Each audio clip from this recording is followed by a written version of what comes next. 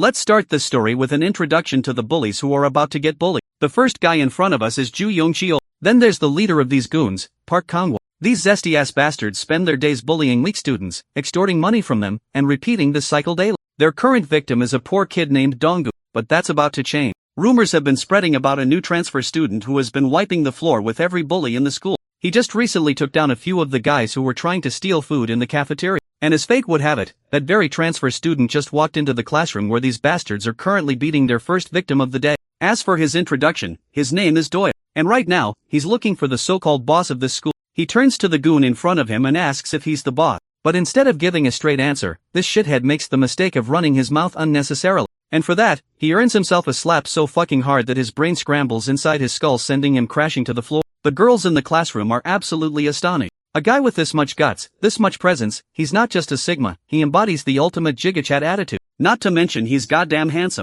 The friend of the goon who just got knocked out jumps up, clearly not happy about Doyle making moves in their turf without a single shred of hesitation. He starts yapping non-stop, questioning Doyle's audacity, asking Doyle if he even knows who he's messing with. Well, Doyle admits he doesn't. After all, he just transferred today. The goon, realizing words aren't enough, tries to throw a punch. And that's a big mistake. Doyle catches the bastard's filthy hand midair and twists his fingers so hard that he lets out a blood-curdling scream as if someone just boned him from behind. While calmly continuing to twist his fingers, Doyle repeats the question, "Are you the boss?" The goon, unable to endure the excruciating pain any longer, quickly points to his leader, Park Kangwook. Of course, Kangwook is not too thrilled that his own underling just threw him under the bus. But before he can react, Doyle delivers another slap so hard that the goon is down for good. With the path now cleared, Doyle walks up to Park Kangwook and asks the same question. "Are you the school boss here?" Not surprisingly, Kangwook makes the same mistake his lackeys did, running his mouth unnecessarily. So Doyle gives him a well-deserved punch right across the face, making him stagger backward. Instead of taking the hint,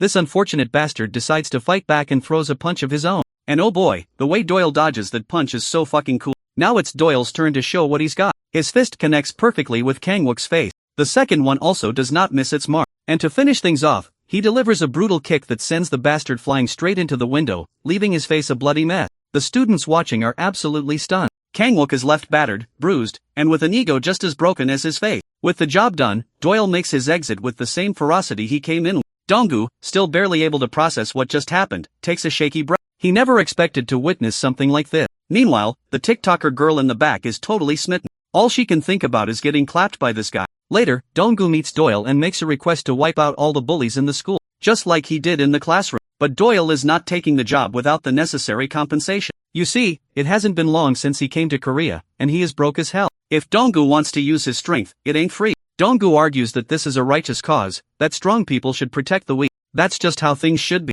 Well, Doyle doesn't buy into that bullshit, nor does he have time to argue about it. His demand is simple. No money, no work. But Donggu is desperate and tries to plead one last time. He and his friends are living a life of misery. Not a single day goes by without them getting beaten. The worst part is that if they report anything to the teachers, they just get bullied even more. For Donggu, every day feels like wandering in endless darkness with no light or hope. But that was until yesterday. Seeing Doyle take out those bullies like they were nothing was the first spark of hope he'd seen in years. So he begs him desperately. But Doyle remains unmoved. He gets where Donggu is coming from, but he makes one thing clear. A man needs money to survive. And besides, he's already got his own fair share of problems to deal with. Hearing how Doyle is talking about money, Donggu remembers all the bullies who used to beat him to a pulp just to get cash out of him. So bro finally explodes out in frustration, fed up with people messing with him just for money. Seems like Doyle has no choice but to explain his circumstances. You see, Doyle's father is the head of the world's top killer organization, known as Blackhead, and Doyle was born and raised there. But some time ago, his parents got divorced because his father was a toxic bastard who wandered down the path of misogyny and always made his mother cry.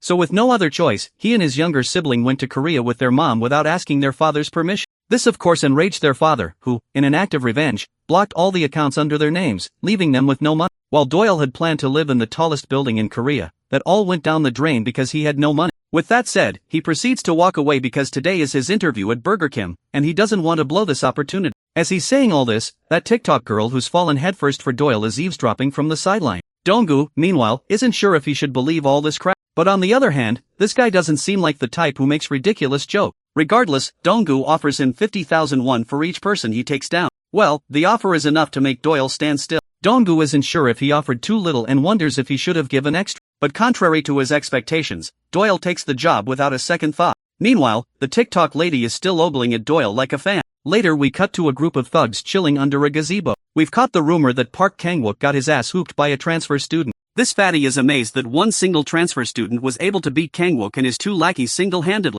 As for this fatso's introduction, his name is Park Ju-young, judo club captain. Park Kang-wook was a good underling to them, who extorted money from others and paid taxes to this fatty. But now, fatty fears that his fat ass won't be able to eat more pizzas because their money supply has been cut off. Then there's another fatty, who shares the same thought. His name is Park Ju-dong, vice captain of the judo club. They're currently planning to take down that transfer student who doesn't seem to know how to mind his own business. But looks like they don't need to make any effort to find Doyle, because he's walked right into their territory to have a one-on-one with these bastards. We also have Donggu, hiding under a BoJack Horseman mask. Before Doyle engages in a fight, Donggu fills him in on how dangerous these bastards are. Kang-wook was just their underling, while these guys are the real deal. They're considered the capital bosses of Samoon High School. The judo twins, Park Ju-hyung and Park Ju-dong, are trying to become national athletes, so they keep their records clean during school and use Kang-wook for their dirty work. Kang-wook is the one who earns them money by bullying others, and if Kang-wook doesn't provide enough, they'll just beat the hell out of him. But as you can imagine, these introductions are unnecessary for someone like Doyle.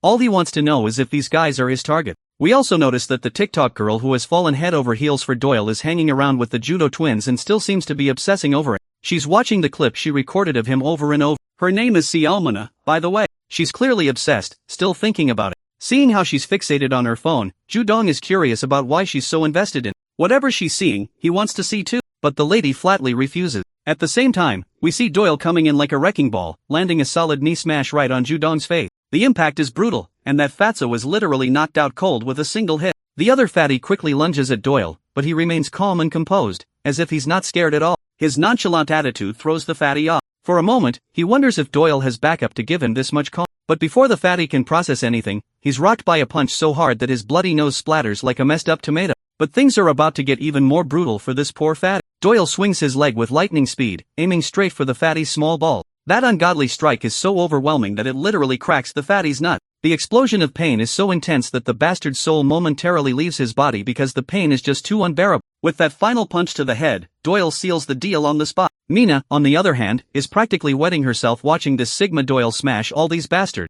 And once again, she can barely hold her urge to get herself clapped. With the two guys down, Doyle earns 50,000 won for each person. Next day, not only did Doyle rack up some money, but his risen aura also earned him the title of the strongest man alive at Samoon High School. Brochures about the recent exploits of our hero are being distributed, which is more of a clear threat to all the bullies at the school. Whoever dares to go against the new king of fighters will face their doom. Doyle is currently being escorted by Donggu and his friends around like the king he is, all to expand his influence and attract as many eyeballs as they can. Doyle has no objections to what Donggu is trying to pull. So long as he's getting paid, he's fine. And for the record, Doyle wants to charge extra for this parade. As he's counting the money he's earned by taking down the bastards, he notices that the money he received isn't the full amount he was promised. He's sure he took care of 4 people, including the 2 judo pigs and their henchmen. He wonders if those other 2 guys don't count. Donggu clarifies that he only requested the elimination of the judo twins, namely Ju-hyung and Ju-dong. But Doyle isn't ready to hear any crap and demands Donggu cough up another 100,000 won. After all, Donggu's from a rich family, so even 200,000 won is just pocket change for him.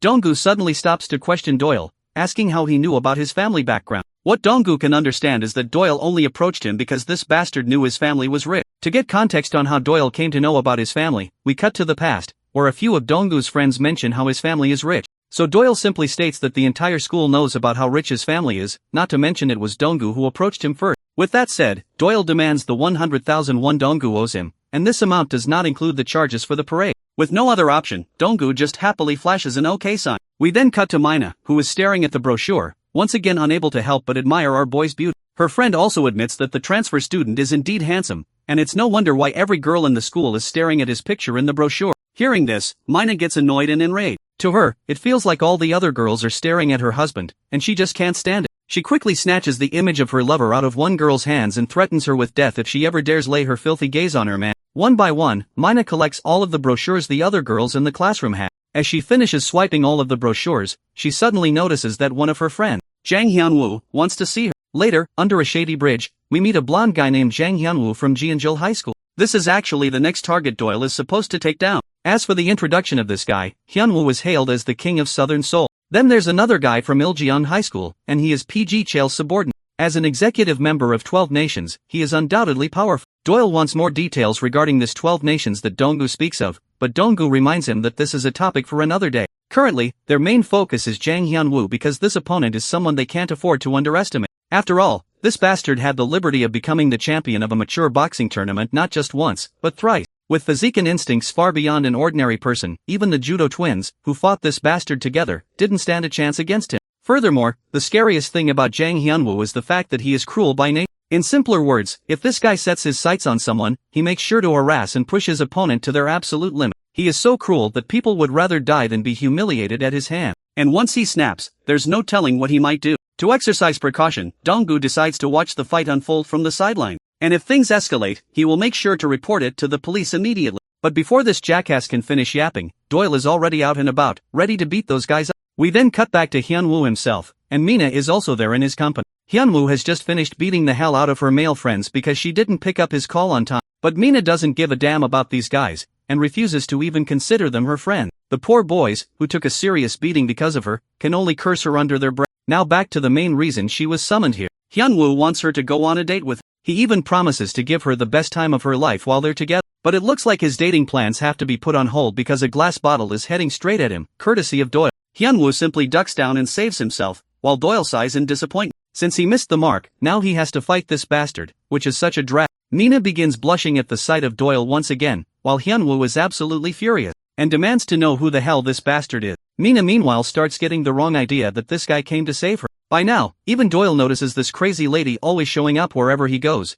and calling it just a coincidence would be a long shot. The only thought that crosses his mind is that she must be observing his movement. Not to mention, she is always staring at him with weird gazes, so he finally addresses her. Bro grabs her by the face and makes his threat clear. While he doesn't know who the hell she is, if she's here to pull some bullshit on him, she'll end up as good as dead. But this crazy lady is more than ready to be strangled and killed by the hands of our boy. She straight up gives him the green light to do it. Let's not forget about Hyunwoo, who is absolutely furious to see our boy laying a hand on the woman he loved. In a fit of rage, he balls up his fist and charges at Doyle with godly speed. The punch he's about to land is his signature move. His speed is so fast that even Donggu, just watching from a distance, is losing his mind. But Hyunwoo's momentum is quickly broken by spit. Someone just spat at him. While he manages to safeguard his face from getting splattered by that nasty liquid, he isn't so lucky when Doyle swings his leg and delivers a precisely aimed kick right into his gut. The impact is brutal, leaving Hyunwoo gasping for air. As he is dazed and disoriented from the kick, Doyle decides to deliver another hit. This time, he intends to splatter the bastard's head with a stool he has in his hand. Poor bastard has no time to dodge the oncoming attack. First, it was spit, and now Doyle literally pulled that stool out of nowhere. But it looks like the stool was just a mere distraction. Doyle only uses it as cover before delivering a devastating uppercut. Not only is it painful, but it's also humiliating. Hyunwoo is seriously losing it at this point. In blind fury, he swings a punch with lightning speed, but the punch just zips past as Doyle leans back slightly, dodging it with ease. Though the punch was sharp and precise, it was so fast that it literally blew away a few strands of Doyle's hair. Doyle remains unshaken. Without a moment's delay, he balls up his fist and throws a punch straight into Hyunwoo's gut. That gut punch is so overwhelming that Hyunwoo immediately senses his ribs cracking, but Doyle assures him that his ribs aren't broken yet. The real damage comes when he slams a stool directly into Hyunwoo's rib, and this time it literally does. Bro's ribs crack and his breath gets stuck in his lung. The once mighty fighter, considered the king of this joint, is now nothing more than a beaten-up piñata. His goons just stand there frozen, having no clue what the hell just happened. The dude who was getting bullied is also in absolute awe. Hyunwoo, on the other hand, is struggling to breathe. Now that Doyle is done teaching this bastard a lesson with his fists, there's only one thing left to say, that he forgets what he was supposed to say. Donggu had told him to deliver a warning to bullies, telling them not to mess with the innocent or face severe consequences. Since Doyle can't remember the exact line, he decides to say something even more colorful, something far more threatening and scary. Doyle makes his threat crystal clear. If this bastard ever dares to mess around instead of living quietly, or if he acts up and ends up standing before him again, Doyle swears to God he will tear apart everything this bastard loved. And after ripping them limb from limb, he will make sure to kill every single one of them. While Donggu is losing his mind over the deadly threat Doyle just issued, Mina, on the other hand, is absolutely going bonkers with love hormones firing in her head. She's losing it. All she wants in life is to ride it. The next day arrives, and in a private gym, another group of bullies is working out while mercilessly beating their victim. Suddenly a guy rushes in with urgent news that one of their underlings, Hyunwoo, got his ass hooked by someone from Samoon High School. The guys in the gym aren't thrilled to hear this. After all, Samoon High School is at the bottom of the hierarchy. It's hard to believe those bottom feeders are trying to rebel against their seniors.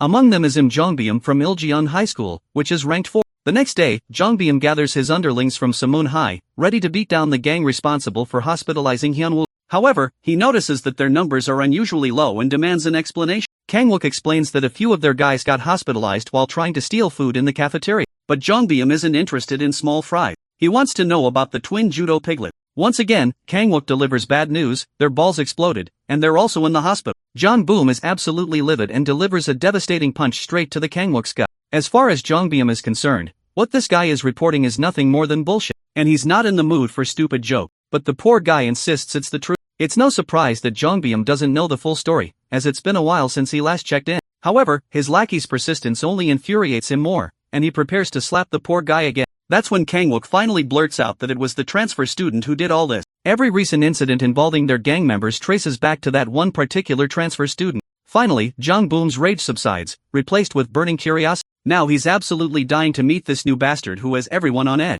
Meanwhile, Mina, as usual, is ogling a video she secretly recorded of Doyle eating in the cafeteria. In the video, he notices her recording and forcefully shuts the camera off. We then shift focus to the classroom where she's seated. The teacher is looking for potential candidates for the film club. As soon as the announcement is made, students frantically raise their hands, eager to join. The teacher is pleased by their enthusiasm, assuming the film club must be popular. However, Mina has quite the opposite reaction. She can't even fathom that the bookworms, who usually bury their faces in textbook, are suddenly showing interest. She already envisions herself walking alongside the love of her life. The film club is held in high regard among all activity clubs, and she refuses to let any other girl take the spotlight. Meanwhile, somewhere in the school, Doyle is also thinking about Mina. He's curious about why she's always stalking him and wants to figure out what her deal is. The only information Donggu has is that she was born in Shinlandong. Since Doyle has never seen her before in his past, he begins to suspect that she might be a spy sent by his father. Donggu changes the subject and asks which club Doyle plans to join. In response, Doyle expresses interest in the anime club.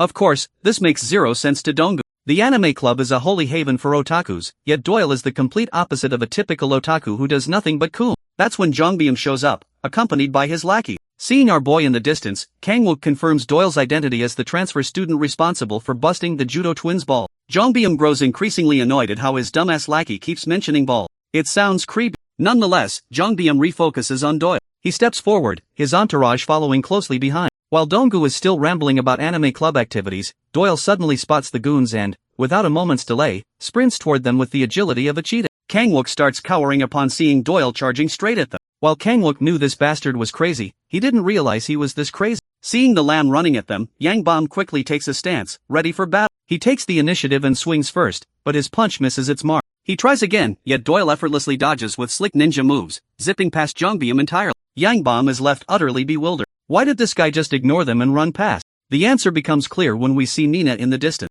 Doyle surprises her with his sudden appearance, causing her to panic. All the brochures she's holding go flying into the air as he pins her to the ground, standing on top of her. While this moment feels like a romantic encounter straight out of a drama to the nutcase lady, Doyle is strictly business. He begins his interrogation, demanding to know why she's stalking him and constantly taking photos of him. Furthermore, he wants to know if his father sent her to trail. Of course, this love-struck lady completely misunderstands the situation, convinced that Doyle is planning to introduce her to his family. Meanwhile, let's not forget about Jongbyum, who looks absolutely infuriated after being ignored like this. The guy dashes toward Doyle, attempting to smash his head in, but our boy is quick. In a split second, he grabs the bastard's leg and pushes it away. It seems like Jongbyum has finally managed to get Doyle's attention, and that is not a good sign. The thug swings a punch, but Doyle ducks and avoids it effortlessly. Jongbom refuses to relent. One blow after another, he continues his barrage of attack. Despite his efforts, not a single one manages to connect. Doyle, on the other hand, decides it's time to retaliate with a punch of his own. But fate has other plans.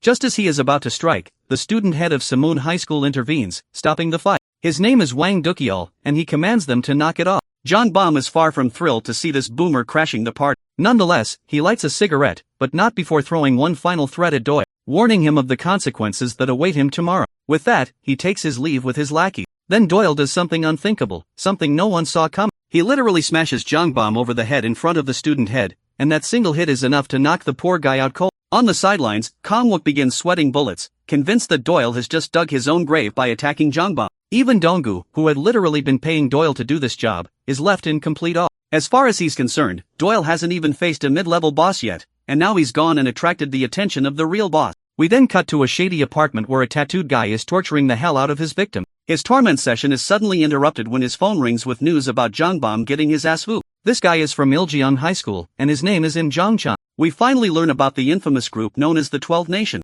They are 12 of the most feared delinquents in the country, notorious for their brutality. But to Doyle, the 12 Nations are nothing more than a bunch of thugs. He can't understand why people make such a big deal out of them. Right now, there's something worse than those 12 thugs, the punishment he's currently dealing with. According to Cheol, he is stuck mopping bathrooms for an entire week. The teacher overseeing his punishment is secretly pleased with this turn of events, glad that this arrogant transfer student is getting a taste of discipline. Meanwhile, Donggu is trying his best to convince Doyle that the 12 Nations are not to be taken lightly. By laying his hands on Jongbom, Doyle has just provoked them, and now Iljeong High School will be coming for him. Iljeong is ruthless. They don't sit quietly when the blood of one of their own is spilled, but Doyle isn't impressed. As far as he's concerned, no one is truly ruthless unless they've cut off an arm or a leg. Besides, those guys were the ones who came to him and started the fight. Still, he partially blames Donggu for putting him in this mess in the first place. After all, it was Donggu who wanted these bullies to be taken down. Now this whole situation is really starting to crawl under Doyle's skin. He's fed up with all this nonsense. So fed up, in fact, that he decides to quit altogether. He'd rather get a part-time job and earn some real money instead of dealing with this endless cycle of fight. Donggu is not happy about this decision. He reminds Doyle that he's being paid way more than any part-time job, plus there's even severance pay, which is a sweet cherry on top. But Doyle is unmoved. He tells Donggu to get lost. Left with no choice, Donggu eventually leaves. As he walks down the road, he recalls getting slapped by one of the bullies. At the time, Donggu had simply glared back at the bastard. And when the bully realized that Donggu was now affiliated with Doyle, he had quickly started sweating and tried to reconcile. Now Donggu feels like his short-lived days of happiness have come to an end. He will have to return to the hellish life he's known all these years. He remembers the brief moments of joy, being able to spend time with his friends, doing whatever he wanted. No one was there to boss him around, extort money from him, or beat him unnecessarily. But now, it seems he has no choice but to embrace that hell once again. As he walks, a mysterious dude suddenly appears, slinging an arm around his shoulder as if they're best friends. Donggu has no idea who this guy is, but the stranger clearly knows him. He recognizes Donggu as the rumored friend of Doyle.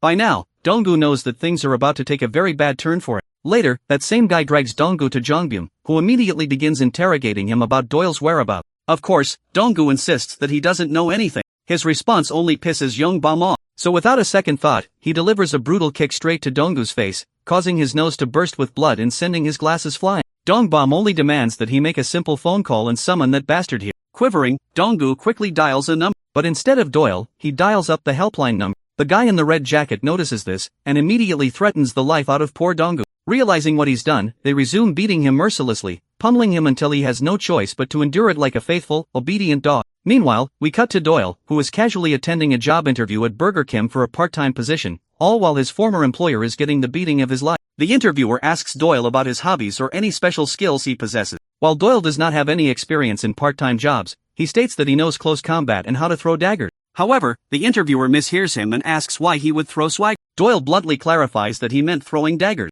Hearing this, the interviewer is now convinced that Doyle is a nutcase, even though he seemed perfectly normal at first glance. Nevertheless, the interviewer acknowledges that Doyle's skill is certainly an interesting one, but unfortunately, they have no use for someone who can throw daggers. He expresses doubt about whether Doyle would be a good fit for any position in the restaurant. Just then, two jacked guys enter the restaurant. One of them is clutching his belly out of pain. He is sad that the burger he ate from this place caused his stomach to get upset. He even shows a photo of some random burger, claiming it belongs to this restaurant. The picture clearly shows a cockroach inside the burger, which is a clear proof that the food is toxic. Hearing this, the other customers, who had been peacefully enjoying their meals, begin to check their own food to see if the claim is true, but it turns out to be nothing more than a harmless olive. The shop owner tries to calm the raging man down, maintaining his politeness to avoid any unnecessary trouble. However, the man refuses to listen and continues ranting about how the trash burger destroyed his stomach. At that moment, Doyle casually walks past the man, discreetly bumping his shoulder against him. This man shoots him a deadly glare, but Doyle remains completely unbothered.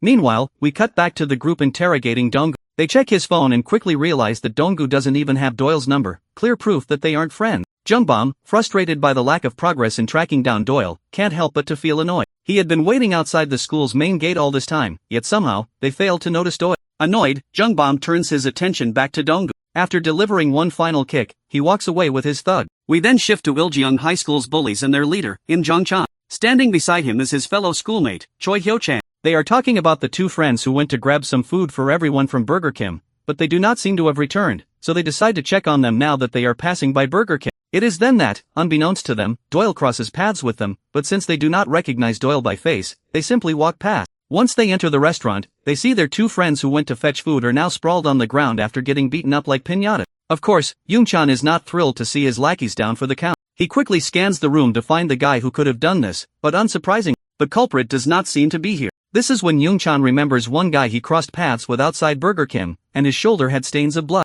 So he quickly orders his lackeys to catch that punk who just passed them, the one wearing a Samoon High uniform. To emphasize the urgency, he bellows this order at the top of his lungs. We then cut to Doyle, who is casually walking down the street, thinking about how he has just used up all the money he had for the month. Even if he gets a part-time job, he will not get paid until next month, so he needs someone who can pay him up front. And when it comes to upfront payment, only one guy comes to mind as Donggu, who, as fate would have it, is standing right in front of it. It looks like Donggu had been intentionally walking toward Burger Kim to check on Doyle, and he is relieved to see him safe and sound. Before Doyle can ask about the substantial injuries Donggu has sustained, those bastards arrive on the scene. The fatty introduces himself as Choi Hyo-chang from Iljeong and demands that Doyle listen. He continues yelling through his ass-like mouth, ordering our boy to come over. Before things escalate, Doyle wants Donggu to confirm whether the 50,000 won per person offer is still on the table. Of course, this makes Donggu crack a smile, though he makes it clear that there will not be any severance pay. Meanwhile, the fatty bastard grows impatient and annoyed that Doyle is ignoring him, so the bastard lunges at our boy only to get slam dunked onto the ground. The impact is brutal, and it gets even worse when Doyle relentlessly throws one punch after another straight into the bastard's face.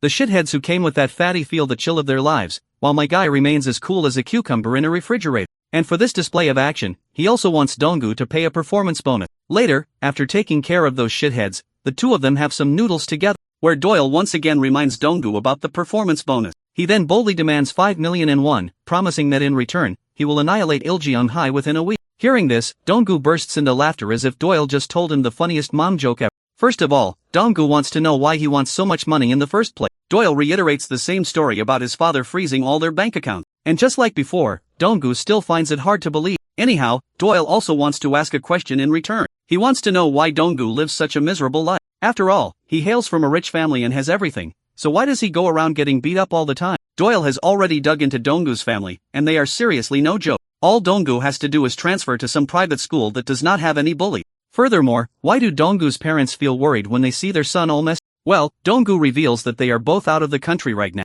Eventually, Doyle proceeds to leave after packing up some takeout food. After they exchange goodbyes, Doyle is on his way. This is when he also encounters that same nutcase, Mina. We then cut back to Zhongchang, who is staring at the devastating sight of his lackeys, all banged up. Bro is absolutely furious, and he quickly dials the number of Kangwook. Said Kangwook is sitting on the toilet seat when he gets the phone call, which spooks the hell out of him. We then get more insight into one of the 3 worst delinquent schools in Seoul. They control the southwest region of Seoul, and the school is called Iljeong High. Some students enroll due to financial issues, but most of them have juvenile criminal records or are just complete nutcases who cannot enroll in regular school. This is why it is called the worst school ever. It is so bad that students can be seen smoking inside the school. In fact, the school even has a designated smoking area where all the students gather to blow off steam. And as for the teachers, they are completely under the control of the student. They accept bribes and turn a blind eye to all the illegal activities happening within the school ground. There are even rumors that the principal himself is a former gangster. However, the biggest problem at Iljeong High is a guy named P. Jikiel, one of the members of the 12 Nation.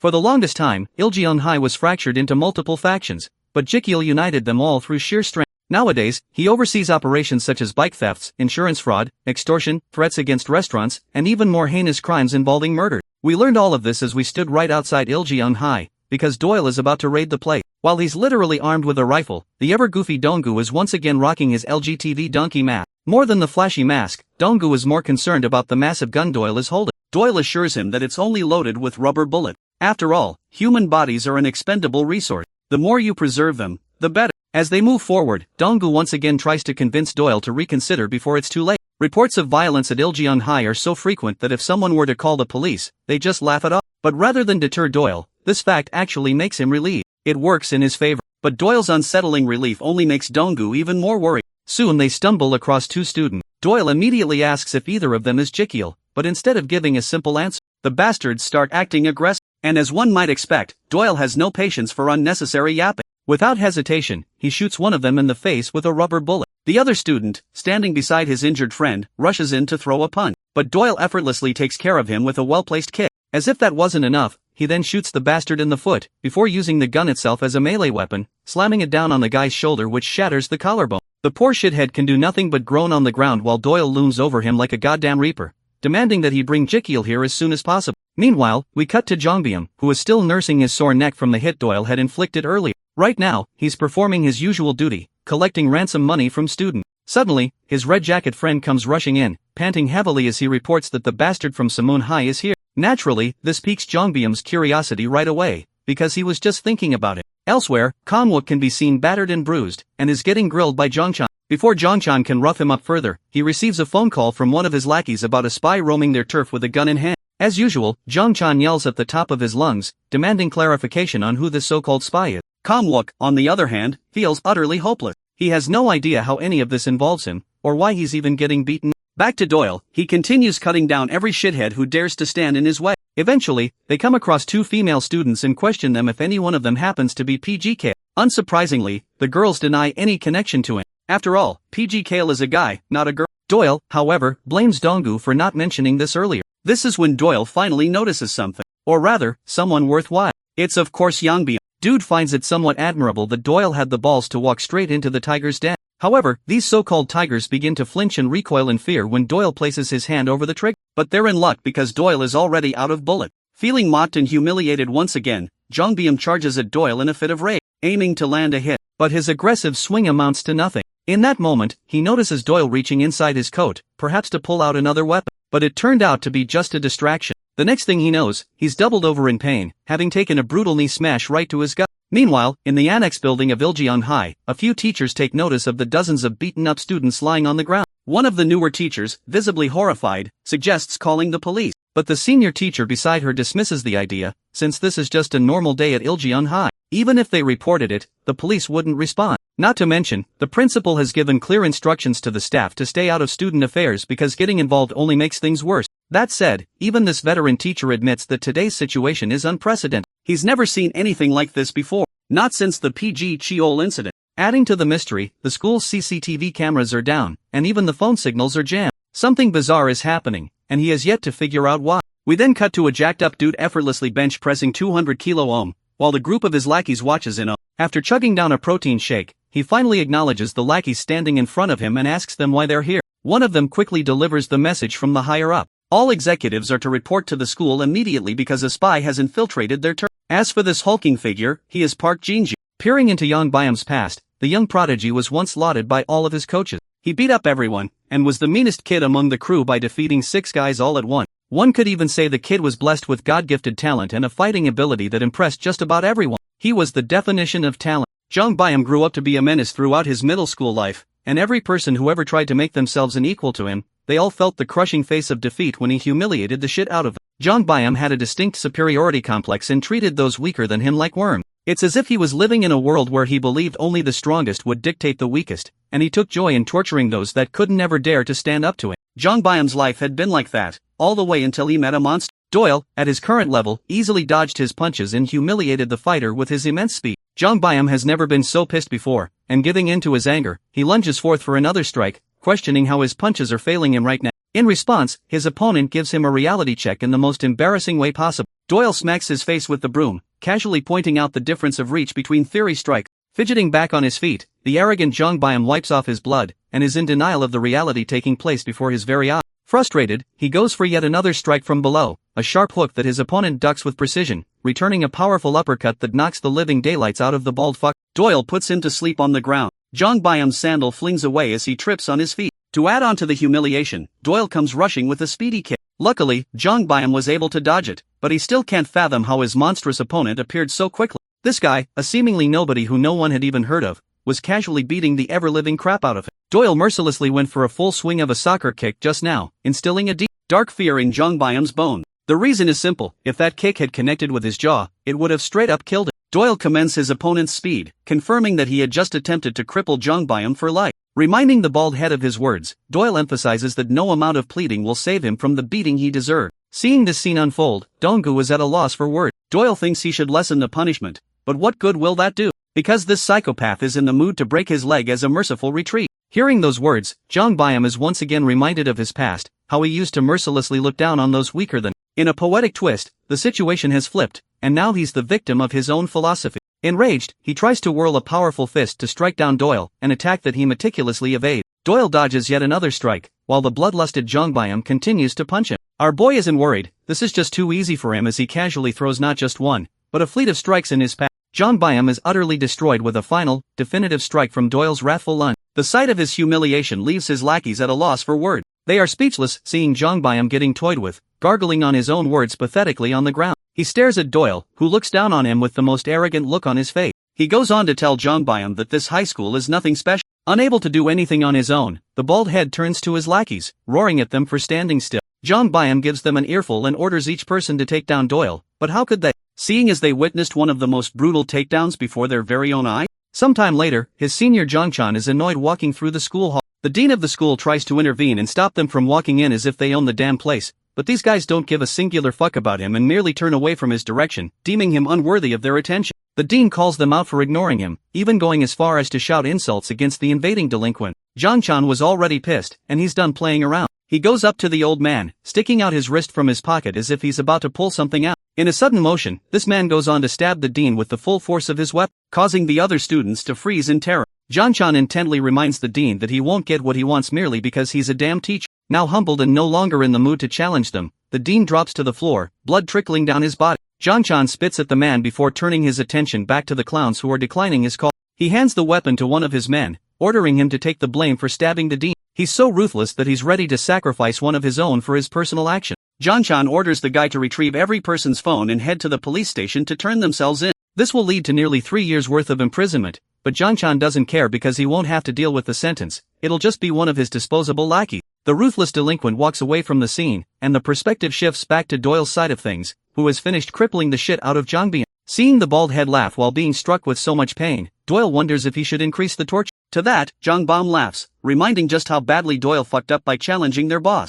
Of course, the rest of Jongbyum's lackeys even confirm that the only outcome left for Doyle is imminent death, as he has struck the hornet's nest with nowhere to run. To that, he literally acts like it's just a regular Tuesday for him, and goes on to ask about Peiji Cheol as their main leader. From out of nowhere, a kick comes flying in Doyle's face. The blow connects as Donggu cries for his friend. The one who struck him is actually Jinju, who is ranked third among the gang. Donggu comprehends the sheer force of the blow, realizing that an attack like that must have done a number on someone like Doyle. Luckily, it is revealed that our boy is fast as shit as his reflexes prevented him from getting hit in the head. Not caring about a single thing, Doyle amuses if the man facing him is Peiji Cheol. Jinju, being the musclehead egomaniac he is, idiotically confirms that he is in fact Jik. Of course, even Donggu knows that's just a stupid lie. The scene flips to Busan, where a bunch of bodies are hanging after senselessly tortured. Among them is a rank 4 boss, Daehyo-chan. The bastard who was responsible for having these men laid out like a bunch of mannequins comes to learn of Kim Doyle's identity, implying that shit is about to get even more real. Okay, let's get back into the fight between Jinju and LeBron James.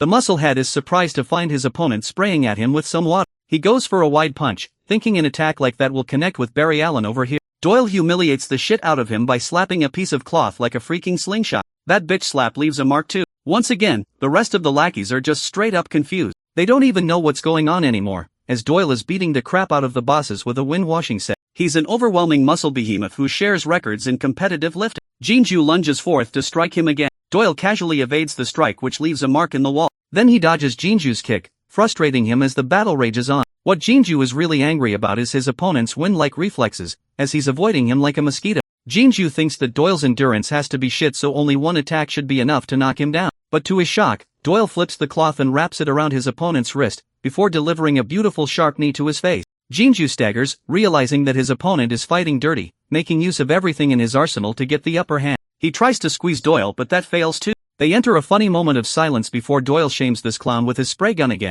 Serving as the perfect distraction, our boy reached this man's soul with a jaw-crushing punch, swiping Jinju right off of his feet. With every hit, the musclehead is losing his cool. He no longer wants to fall victim to petty trick, but just like the rest, he gets too overconfident and overextends. Doyle uses his jacket as a decoy, blinding his opponent's vision, before excellently throwing an extended sidekick to his face. And let me tell, if someone humiliated me like that, I'd assist Elon Musk on his mission to get to Mars and evade our planet forever. The attack knocks Jinju down for good. In his brawny little pathetic state, he hurls insults at the tiny specimen who was making a mockery of him with every attack. But Doyle, this man simply does not care. He comes up and whacks Jinju's body right where it hurts the most. The brutal beatdown continues as the sound of hits connecting against Jinju's body echo throughout the hall. This fight is over. Doyle casually slayed a muscle behemoth and mogs us with his side profile, acting like he just cleared the gang. Of course, the poor guy doesn't know he beat an imposter and not the real leader of the gang. He's got more work to do. Interestingly, the lower-level delinquents have no idea what GKL looks like, so they also think he must have taken down their leader. Red Jacket over here knows the difference, though, and he's shocked that Doyle was able to demonstrate such a monstrous ability to ruin one of their strongest fighters. Doyle turns to Donggu, demanding his special fee this time. My Little Pony over here has to remind him that he didn't take down the boss yet. Doyle argues otherwise and thinks that Donggu is messing around. As they're walking away, Red Jacket is nerve-struck with the fear of what he witnessed. Let's go a few hours ahead and see Youngchan's reactions to the situation. I'm sure you guys must be dying to see that after all. This psychopathic blonde has a mental breakdown, seeing two of their top fighters laid out like that. The next day at the school, the students come to learn about their dean's recent stabbing incident. Youngchan was responsible for it and caused a scene. Hearing this conversation attentively, Doyle munches on his food and realizes that Youngchan wouldn't have acted so fiercely if he took down the real GKL. This convinces him that he must have taken down the fake one instead. On another note, Donggu is surprised that Doyle is casually having lunch in the classroom instead of the cafeteria. Their little quarrel shifts into a different topic, with Donggu blaming himself for the harm caused to their school's dean. After all, he's the one who caused a fight with the Yilkyung gang using Doyle's string. In any case, the students feel the need to visit the dean and check on his condition. Donggu is guilty of his actions, but he wants Doyle to come. This man couldn't care less about the school's principal, but Donggu is a wimp and doesn't want to go alone. Bringing her curvaceous body as a bargaining chip to convince Doyle, Mina gears up to join them. Donggu questions why she's strolling around the anime club with a bunch of losers with an outfit like that. Turns out she's just here for Doyle. This chick is unholy levels of down bad for our boy and she just can't help herself. That's why she applied for the anime club. Funnily enough, Doyle straight up pulls a gun to her head. This man knows she's for the streets, but she's even freaky as hell and takes it as some kind of kink coming from it. The gun is actually real and Doyle is more than happy to let his classmates inspect the weapon as long as they're paying him good for it. Even Donggu is done with the ridiculousness of this manhwa and breaks the fourth wall just to share our shot. Just forwarding to the scene of the hospital, the dean is told to rest for a while. Luckily, his injury wasn't that deep. Being the responsible headmaster, he just can't allow himself to rest when there's much to take care of at his school. He wants them to know that he'll return back to the school in 1 week. Hearing that, his wife reminds him that he shouldn't just walk his injuries off because he clearly needs help. By the way, Donggu ended up coming with Mina to check on the principal. Unfortunately, the baddie only cares about Doyle, who didn't even end up joining them and jumped from the third fucking floor like he's Tom Cruise or something. Mina feeds into her rage, stating that the hospital isn't worth it if the transfer student isn't here. Yeah, I am convinced this girl is 69 red flags in one person. Even Donggu thinks she's being ridiculous. He tells her to head home if she's here to goof around, but Mina has the gall to call him annoying for it. Donggu clutches the door handle when he hears the dean speaking to his wife. They talk of their hearty marriage spanning 2 decades, which means she knows if he's in pain. Just for our boy, he ended up deciding to come along, reflecting an encounter he shared with the dean. It was the time where he got in trouble and received a punishment. But when the dean realized that Doyle lived only with his mother and sister, he understood that the boy was the only man in his house. He let off the kid with his phone number, promising to help him in the time of need. It was that gesture that struck out to Doyle, because the dean wanted him to be normal and share an enthusiastic and energetic life in his young years. I don't know about you guys, but I'm really enjoying the way the story is handling the principal's character here. It's heartwarming, and here we are now. Doyle is in the hospital, though he's a bit bothered and wants to leave early. When he draws near the dean's room, he spots both Donggu and Mina waiting patiently. Inside, the dean is weeping like a child in pain. Since he's an adult, he naturally feels embarrassed for being so vulnerable and weak right now. His wife comforts him, while the dean goes on to state that he can't risk being embarrassed or showing a weak side of himself in front of his student. The sight of Youngchan just hurling those insulting words at him, while he was powerless to stop the thug, haunted him. Donggu, Mina, and Doyle are hearing this conversation with their fullest attention. This man was doing so much for the students, and all he got in return was a wound for. The dean considers himself a failure, bawling his eyes out and hiding his face. The heartfelt moments end there, and the scene transitions into a horrifying sequence. Jikyol, the real one, is pissed that one little troublemaker was able to cause so much trouble. Youngchan trembles before him like a puppy, completely acknowledging that he deserves death for his failure. He just wants another chance to fix his wrongdoing. But Jikyol is done. He doesn't think Youngchan is serious about his word, because if he was, then he would have dragged Doyle's body here already. And now, it's time for a gruesome punishment. Youngchan roars that he's ready to take any punishment, whatever his boss demands of him. Those words are music to Jikyol's ears,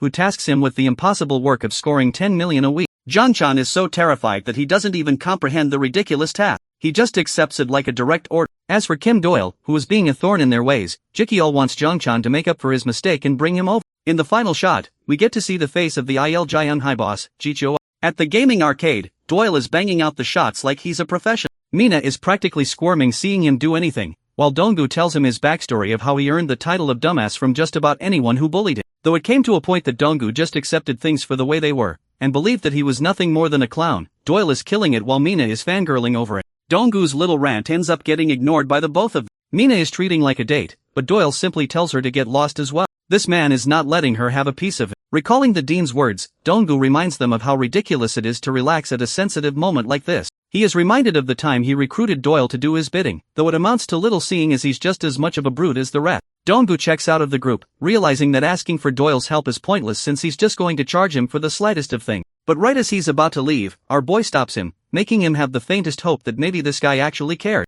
In absolute hilariousness, the only thing Doyle points out is how he's snatching his lunchbox. Donggu throws a lousy temper tantrum, reminding Doyle that he's the one who paid for it. The scene ends there, and we transition back to the gang members active on the lookout for Doyle's apartment. Unfortunately, they can't seem to track him down, no matter how hard they try. Unfortunately, no one knows about his exact address, making it tricky for Gangyuk to search for him. The poor guy is pitying his fate for always being handed the worst jobs right when he's got nothing to do with them. The fat bastard whirls a powerful fist in his stomach, launching him to the ground with a thud. The rain continues, and so does the beating. Fatty over here wants Gangyuk to hit up Doyle's friends to get a lead on his location. He continues to bash Gangyuk's head for being useless as a mug. It's at this point that Gangyuk enters a state of contemplating, questioning what he did that was so wrong to deserve such a beatdown. Witnessing the scene unfold, the people around them stand in shock. Jiankhan walks right past them, his underlings telling the crowd to buzz off and continue their walk. Gangyuk is given a heavy ultimatum. If he doesn't retrieve Doyle to this exact location in 60 minutes, then he won't be returning home in one piece.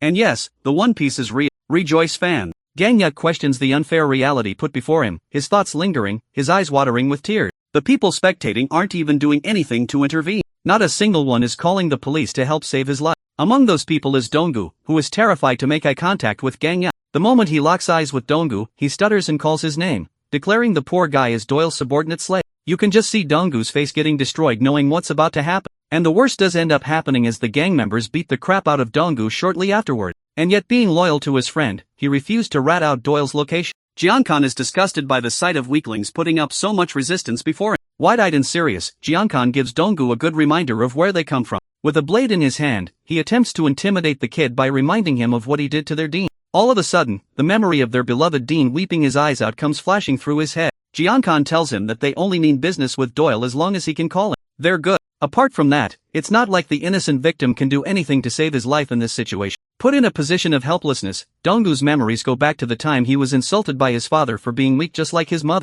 Those same words are now reverberated via Jiankhan, who promises to spare him as long as he calls over Doyle. Finally opening his mouth to speak, Donggu declares that he's not an idiot, his words baffling the sub-leader of the gang. Donggu repeats himself, revealing that it's Jiankhan's group who are the true clowns in this situation. Hearing him say something so provocative, Gangyuk loses his mind. Even more, Jiankhan goes for the most sinister laugh, as if it's the funniest joke he has heard all day. To make his point clear, he slashes Donggu across his nose, leaving a sharp cut that brings him so much agony, he screams in pain. A moment afterwards, Jiankhan grabs his face, coldly reminding the kid of his position in this conflict. He thinks of him as nothing more than a piece of garbage that needs to be flattened to the ground. Raising his hand in response, Donggu musters the spirit to be courageous for once, to stop his meekness from getting the better of him. He grabs Jiankhan's arm, fueled by the anger and frustration of all the haunted beatings he went through in his school. Jiankhan is starting to wonder if this guy has gone deaf, or perhaps doesn't understand Korean. To make sure he remembers the difference between the two of them, Jiankhan slams Donggu with a powerful punch, knocking him down. More time passes, though at this point, Gangyuk is wondering where Donggu's sudden bravado is coming from. After all, his continued resistance will only bring about more suffering, and yet he's unrelenting when it comes to sharing information about his friend. Jiankhan ends up getting exhausted from the beatdown he's given to Donggu. Now that he's knocked out, they can't do anything to him. He doesn't care if they have to rip his mouth open when he wakes up. All he wants is information about Doyle. Intriguingly enough, it seems like Donggu is still alive and conscious. This guy probably has a death wish or something, because he definitely chose the wrong day to be brave. Addressing the ruthless gang boss, he calls Jiankhan a bastard, reminded of all the pain they brought to his school. He deems them the wrongdoers, and questions why it has to be the weaker people who have to be called idiots instead. The real perpetrators made a mess. They deserve punishment for it, not them. Gangyuk is out here pinching his face, knowing that this kid is about to get slaughtered if he keeps yapping any longer. He continues, stating that their lives would be perfect if the gang never existed to bring them turmoil. Pointing to Jiankhan, he deems him the root of every mess, roaring that everyone in this messed up gang is an idiot. His loud admission is acknowledged by Jiankhan, who turns back with his blade out, pointing out Donggu's audacity for saying so much in the situation he's in. Bursting with full speed, he draws his weapon and pins Donggu's face down, wondering if taking out Donggu's eyes would be enough to teach him a lesson. Gangyuk knows there's no coming back from this, while Jiankhan mercilessly lunges forth to slash his eye. His attack comes to a sudden halt when Jiankhan sees a shocking face pop up out of nowhere. Remember the gun that Doyle was proudly showing off? Turns out that it was just a fake gun that Donggu had brought him with a warning message inside. The point is, this man literally tried shooting Jiankhan down without hesitation. The main man is here, and Fatty recognizes him immediately, while Jiankhan is in a bloodlusted state like a predator ready to devour his prey. Doyle addresses Donggu and realizes why he switched their phone. Unfortunately, his phone screen ended up fully cracked, and Doyle identifies the freak show Jiankhan as the culprit. He also sees his delicious lunchbox annihilated on the ground. Doyle identifies this situation as a critical one, not because his friend was about to get his eye poked the shit out of him, but because he lost his precious lunchbox. Thrilled to finally come face to face with the annoying pest who gave them so much trouble, Jiankhan yaps and fails to notice Doyle blitzing him with full speed. He's so freaking fast that his punches feel like they just vaporized parts of Young Chan's body. Doyle treats the situation calmly, only caring about exacting his revenge for the lunchbox. The story goes off on a side tangent about the Silam Dang Golden Karaoke Bar incident. The culprits were a group of thugs ruling over the Silam Dang territory, a gang called Hot-Blooded Men. Now these guys were a newly established gang that took their powers to rise using girls to lobby police officers. Thanks to that, they never got in trouble, because the police were always hesitant in intervening against. Shortly after, this group was annihilated to the ground at the hands of someone ruthless. Their leader, Lee Ho-Chi-O-L, was enjoying a birthday party when it happened. The event featured the main 21 members of the group to celebrate the joyous occasion. But then, one intruder walked in. Every single one of the members ended up getting destroyed at the hands of one guy, having endured life-threatening injuries. And the one responsible was just one psychopathic 13-year-old boy. A boy with extreme arrogance and disgust in his eyes. That boy was Young Chan himself. At the time, it was impossible to believe that a mere 13-year-old could defeat so many gang members that not even the police could get their hands on. 21 people smashed at the hands of one person. Shortly afterwards, the rumors of his cruel strength were spread across Seoul, and every person who knew about him popularized a nickname befitting his ruthlessness. The demon, in Young Chan. And that same Young Chan is currently so terrified that he looks powerless at the moment. He's receiving a one-sided beatdown, unable to combat his opponent, looking like a lifeless cripple. He thinks Doyle must have drugged him or something. After all, he just can't envision himself being defeated at the hands of some nobody like Doyle. Aiming for a sharp stab, Young Chan's attack misses with Doyle effortlessly dodging. Flicking the blade back in an effort to catch him off guard, Young Chan goes for a wide swing. But even that is effortlessly evaded, causing Young Chan further distress. He tries countless times, but Doyle is looking at him with a resting bitch face that screams, "You done yet, kid?" Doyle delivers a soul-shattering uppercut to this bastard's jaw, an attack that Young Chan could see coming and yet he still couldn't dodge. Maintaining his stand, Young Chan refuses to be put down. He wipes off his blood, his expression looking sickly and ghost-like. All he cares about is what Doyle did to him, a whiny loser who thinks he couldn't be bested otherwise in a fair fight. Doyle's previous attacks ended up doing a number on his ribs, causing Young Chan to wail in agony as he grips his side. Doyle thinks of him as nothing more than a whiny bitch who just can't seem to shut up, handing him the same exact treatment that he gave to others. Doyle blankly states that it's not his fault that Young Chan is pathetically weak. It's a simple fact that his opponent can't accept, and there is a reason for that. It's because Young Chan has never received enough beating in his life to be so humble, which is why Doyle is here to teach him a lesson like a strict teacher about to discipline his student. Young Chan's expression turns to terror, though he stupidly dashes in to attack anyway. Doyle casually dodges his punch with his signature speed, forcing Young Chan to go for a kick. Doyle ducks to his right and evades the attack. In response, he counters with a single left hook that his opponent can clearly see coming from a mile away.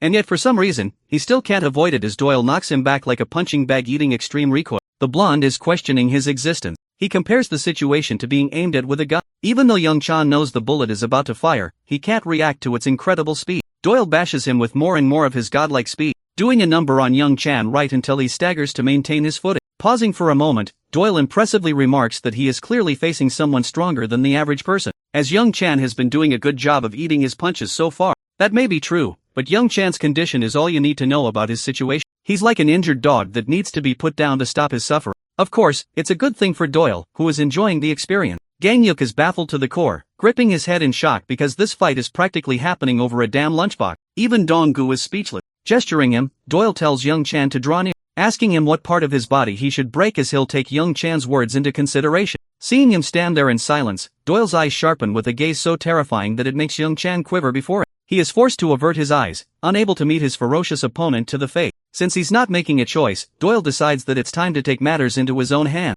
and figures it would be fun shattering Young Chan's jaw. It's the same situation as last time. The bullet is about to be fired, and there is nothing Young Chan can do to stop it from firing. Doyle's godlike fist connects, the sensation coursing through as if he just vaporized Young Chan's head off his shoulders. The delinquent cries in pain, screaming on his knees. Despite being as ruthless as he had yet to meet a person as terrifying as Doyle. The moment he met his gaze, he could sense a creature far more cunning in Doyle's shadow. It's as if he's not even a human opponent, a living embodiment of fight perfection. His yapping goes shut with Doyle slamming a kick in his jaw, shattering the rest of his jawbone. The fight, or rather the one-sided massacre, continues with Doyle beating the crap out of the unconscious young Chan. At the hospital, the dean is enjoying his coffee with his wife, while the culprit responsible for stabbing him is getting the sonic rings beat out of him. By the time Doyle is finished, he's panting in exhaustion. With their top dog defeated, the fatty gets his panties in a twist, unable to do anything before Doyle's gaze. The scene cuts to the Tiger Crew gang's hideout. Here, a ton of bodies lay defeated, with one man enjoying his noodle. GKL ended up meeting the leader of the Tiger Crew in person,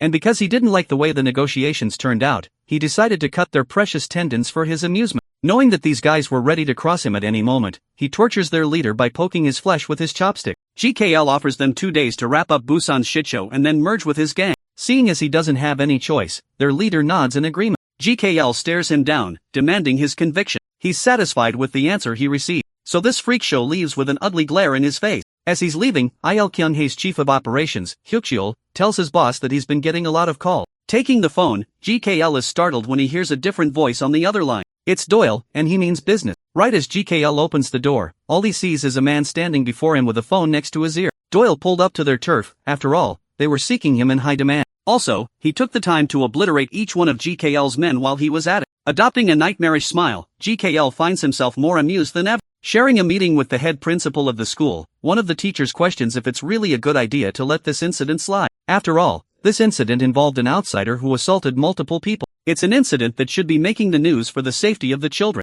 In response, the selfish principal argues that it's the parents' fault for sending their children to a place like their school in the first place. The Il Kyung school is unlike a normal school. It's the one place where parents send their children because they've abandoned all hope for them. Even if they ended up having their lives fixed, it wouldn't amount to a difference. Nobody even cares about the value of Il Kyung High, and to avoid any further problems, the head principal doesn't want to make a bigger mess out of it. This wimpy coward thinks that bystanders shouldn't get involved needlessly, as something more sinister is brewing behind the scenes. And let's go back to our boy, who was beating the crap out of the chief of operations. Hyuk-cheol tanks the heavy fall, rolling back and returning to check on his opponent. He could tell that Doyle just used a judo move. The fighter makes his descent and stands before Hyuk-cheol, who can't place a finger on what's this guy's deal. It's the same situation that occurred with Jongchan. They can see his attacks coming, but they just don't possess the reflexes to avoid them. Now Hyuk-cheol is a sensible fighter, and he clearly understands that he can't win in a direct competition. However, the moment he grabs a hold of Doyle's body, it's game over for the fight. Rushing into his emotions, Hyuk-cheol tries to do just that.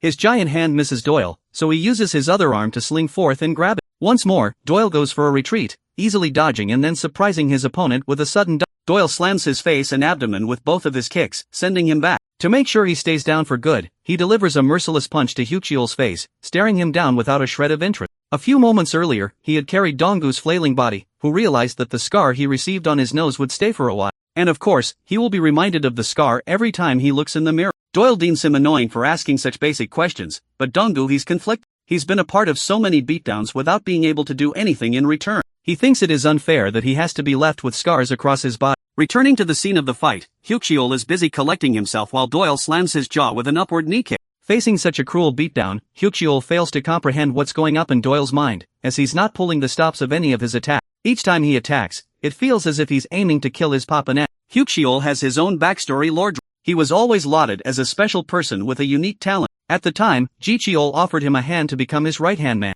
Hyuk-cheol was deemed special by their leader, a man that couldn't be looked down upon until he met Doyle. So he goes for a last-ditch effort to jab his opponent. Being light on his feet as always, our boy dodges, fueling him with more frustration than ever. A few more attacks follow through with Hyuk-cheol being the aggressor, doing whatever he can to psyche out his opponent, adding in feints to confuse him. His plan involves grabbing Doyle in a pinch, and right as he does that, only certain death is in store for Doyle with a slam to the ground. Or at least, that is what his delusional mind thinks will happen, because Doyle casually stops the throw by locking his weight in place. The special move that Hyuk-cheol tried so hard to pull off failed spectacularly with a weight-shifting technique, allowing Doyle to maintain his ground. This technique is only known to professionals, causing Hyuk-cheol even greater shock. And now, to deliver a beautiful suplex of his own, Doyle slams his back into the ground, causing him a whirlwind of stinging pain. This guy bested him at his own game, annihilating Hyuk-cheol's technique. Even though there's a complete difference in weight, Doyle's mere existence defies reality. Regaining some of his consciousness and recovering from the attack, Hyuk-cheol sees a powerful kick flying his way. Back to Donggu's words, he followed up with promising Doyle as much money as he could ever ask for, so long as he could consider him his friend.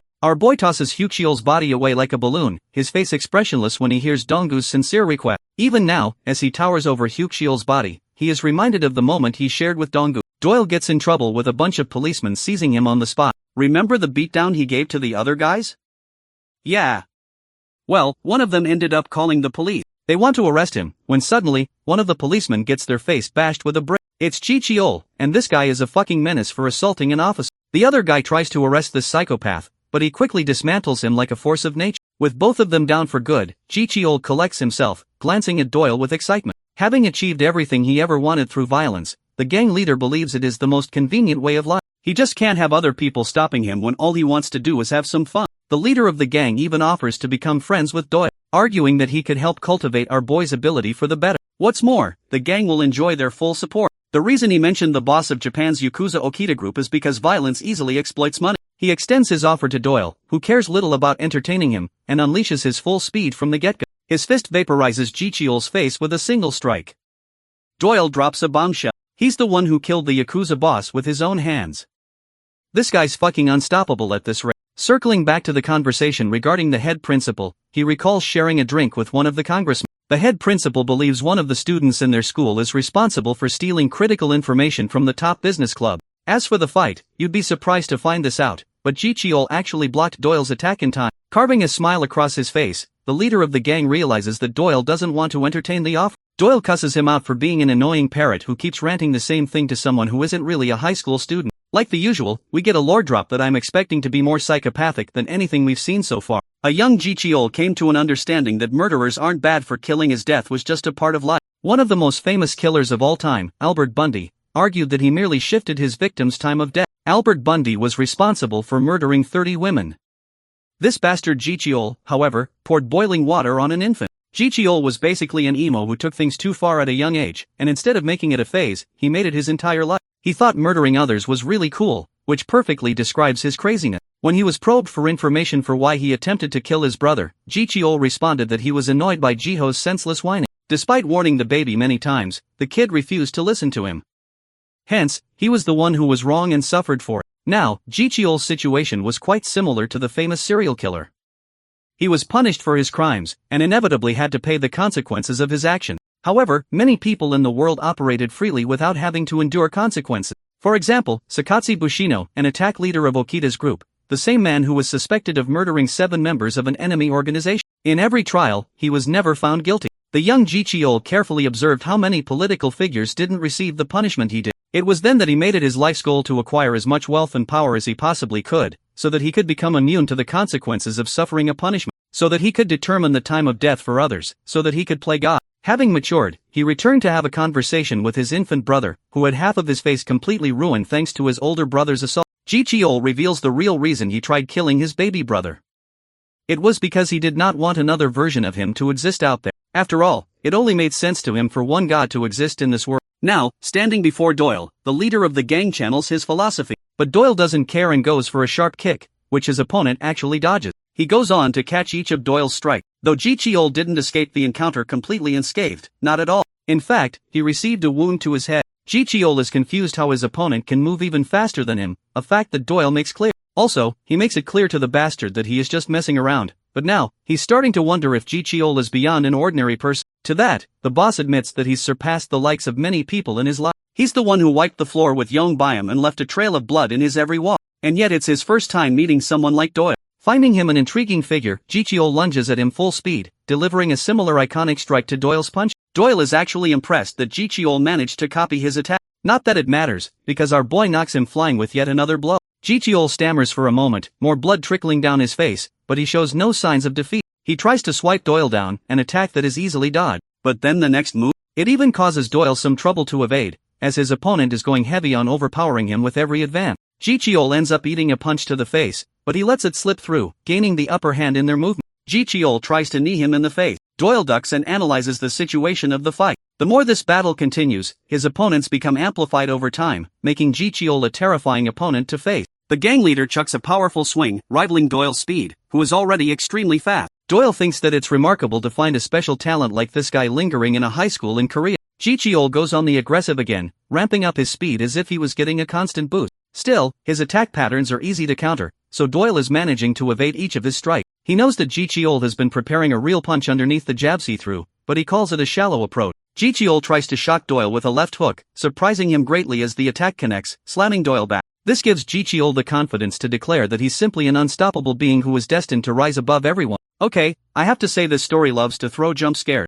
Because of that attack just now, it seems like Doyle caught it, and he goes on to insult Ji-cheol's annoying bickering. Our boy humbles the bastard, mentioning that while he may not be ordinary, he's still nothing more than a domestic dog with his own limitations. Hearing his infuriating words, Ji-cheol's body erupts with fierce rage, and in an instant, he experiences a sharp sensation coursing through the right side of his face. He can't comprehend what could have possibly happened, even though he didn't even sense his opponent move. To him, Doyle looks like an avatar, a representation of death, a terrifying being who has come to remind Ji-cheol of his fickleness. Drowning in the void, GKL realizes that he is meeting the same punishment as every killer is destined to meet. His body is obliterated with each of Doyle's attacks. While this is happening, Young-suk, who is ranked second in the Nampa Urim gang, arrives to see what's going on as he hasn't heard a thing from Ji-cheol. He remarks that getting involved with someone like Sukdong is destined to lead people to a disaster. To their horror and astonishment, they discover the bodies of the policemen on the ground. And just beyond, Doyle towers over their boss, whose body has been crippled beyond repair. Young-suk is at a loss for words, unable to comprehend the scene before him, while Doyle casually glares at him with his cold eye. Among the 11 nations, Nampa Urim's leader Ju Hyung is astonished by the scene. Young-suk is horrified to see the remnants of the Tiger Crew gang. And now, seeing Ji-cheol's state, it's safe to assume he endured permanent damage. Their leader Hyung was the one who intervened and stopped him. He's the one who reduced Ji-cheol into a pathetic slime, but Young-suk is curious if letting the guy roam free was a good move. Being sensible, Hyung argues that they shouldn't rush into things without a plan. The scene cuts to the police station, where Park Chung-sik, a corrupt police officer, is being threatened of his information being hacked by a random man. They know about all the terrible crimes he let go off for the bribes he received, and each of them has evidence attached to. The person threatening him wants to investigate a list, or else Chung-sik's life will be ruined for good. Now, back to Hyung. He remarks that Doyle isn't something to take lightly from what he saw. It's clear that they'll end up running into him anyway if he keeps messing around with gangs. On a lighthearted note, Mina is celebrating the day having made Doyle as their king and leader. Reports of him conquering Southern Seoul make the news. Anyone who commits a crime will be hunted by him. No longer will any thugs have a chance to bully any person in Samoon. Mina thinks they're being redundant for handing out flyers in the age of social media. But when you really think about it, who's going to check the socials of a bunch of nerds in the anime club? The bullies are whining having lost their jobs, which is hilarious if you think about it. Doyle can't be bothered and plugs his ears shut. On their way back, Donggu expresses that he added bonus money in Doyle's locker. Ever since his arrival, the students of the school have lived in peace. It's finally happening. The high school will no longer be a battleground. He would never have anticipated Doyle to end up annihilating the entirety of the Il Kyung-hae gang. Bro even sent a photo of Jikyul all laid out on the ground. Donggu wonders if he photoshopped the image, but Doyle argues that it would have made the job way simpler and easier if he did do that. Donggu is so happy admiring the Doyle's powers and promises to no longer be a nuisance to his side. He wants to learn how to fight from the best, a request that Doyle meets with a confused look on his face. Even though they've taken care of the Il Kyung gang, there's still a bunch of others to defeat. Among them is Sukdong of the Sukdong-hae. Their rank 5 delinquent is casually enjoying a chat, amusing the talks of a kid going around and defeating the 12 nations on his own. Knowing the monstrous strength of Jikyul, they don't want to believe that one kid managed to beat him with ease. Torturing Dong-hyuk, they ask for his opinion and slam him down. Suk-hyuk isn't letting him off easy, and orders the kid to retrieve the ball. Dong-hyuk collects himself and quickly grabs the ball, returning it back to the delinquent. He's told to return to his shameful spot, made to shame him for being a dumbass. The delinquents continue to make fun of him, berating him for being a retard born out of his family. The boy goes silent, causing Suk-hyuk to get angry. He still doesn't respond, so the fatty chucks the baseball right in his face. Dong-hyuk is defenseless, and he manages to duck, but the ball goes on to reach Doyle, who catches it with ease. They weren't expecting to run into such an encounter. Now, the real crime is Doyle losing a piece of his pork to stop the ball. The delinquents question their identities, but instead of words, our boy replies with his fists, knocking the teeth out of this fatty's mouth. The only chick of the group calls Doyle crazy, while he hands his lunchbox to Dong-hyuk. All of a sudden, the same chick finds him attractive. This man is getting all the hose wet wherever he goes. Suk-hyuk's underlings leap forward to deal with the handsome guy, questioning if the Samoon high school student has gone crazy for waging war against them. In response, Doyle takes out his gun, points it at the baldy's head, and pulls the trigger, knocking him down. The scumbags can't believe what just happened. They can't fathom how he used an actual gun against someone in Korea. Blonde gets swept off his feet with a single kick, and then Doyle locks his head in his elbow, planting his face into the wall. To further humiliate the clown, he shoots each of the rubber bullets against this guy's ass, giving him the most humiliating beatdown of the century. I would just move countries after that, not gonna lie. Doyle continues his stroll, facing 2 more NPC-looking characters, declaring that he's ready to take them all on at the same time for being annoying. You can only expect what happened afterward. Anyway, by the time he's done, the chick from their school is having her panties in a twist. Suk-hyuk has the balls to stand up against him despite his broken teeth. He questions if he's an assassin from Il Jian sent to annihilate them. Doyle spares them no mercy, facing the clown who roars that he's been tasked to catch Ji-kyul, which is just hilarious because Doyle gives him the "who the fuck are you" look.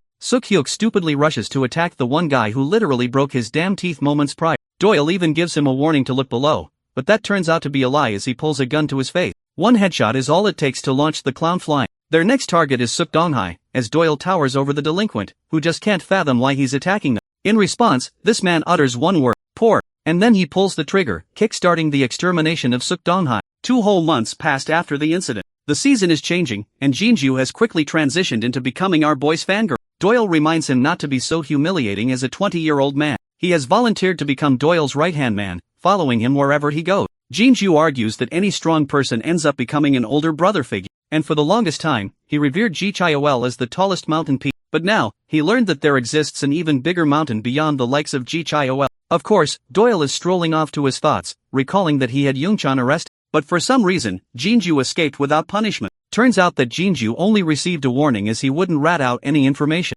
All this clown cared about was cooking muscles at the gym, so the police officer was helpless in that case. Jinju begs to be accepted as his assistant, vowing to serve him for the rest of his life. Doyle is getting annoyed so he accepts. While this is happening, the horny Mina draws attention to her hot figure, but our boy is too much of a Sigma male to bat her an eye. Mina thinks someone should wipe her sweat, and when Jinju offers to do it, she calls him a pervert. Doyle is starting to amuse the possibility of killing these clowns and escaping Korea at this point. As for Donggu, he's receiving a punishment as an exercise. Poor guy doesn't know if he's being pranked or trained. He wanted it, so he's getting forced to train his physical body, mostly his lower body. Even though Doyle has yet to teach him a single technique, our boy doesn't care if he whines or complains. He's just handling things his own way. Later, Doyle demands 6 million won for the eradication of Suk Dong-hae, the performance bonus being a sky-high amount, even though it should be only 1 million. Doyle argues that it will take a lot more effort defeating Suk Dong-hae than the gang he just annihilated. He's done his research in advance, but Doyle breaks the fourth wall and argues that the enemies who appear later are obviously always stronger, a rule in fiction.